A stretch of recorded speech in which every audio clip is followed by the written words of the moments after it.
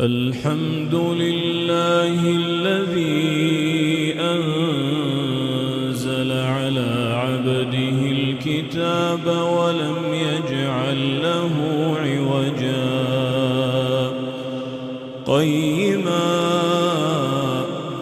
قيما لينذر بأسا شديدا من لدنه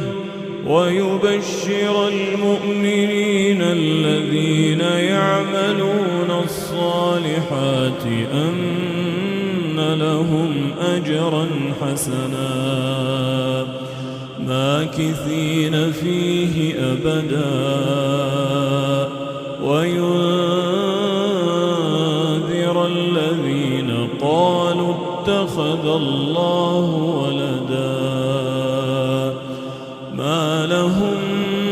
به من علم ولا لآبائهم كبرت كلمة تخرج من أفواههم إن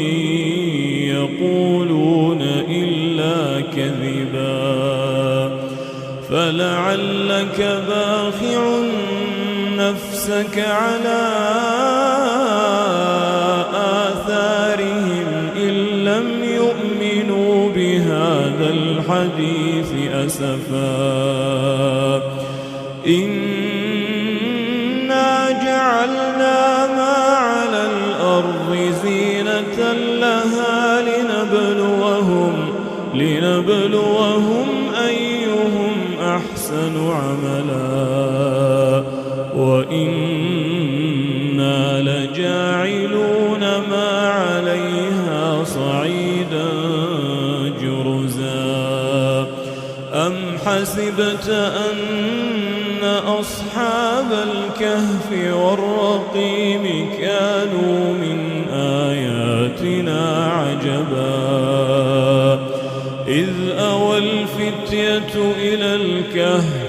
فقالوا ربنا آتنا من لدنك رحمة وهيئ لنا من أمرنا رشدا.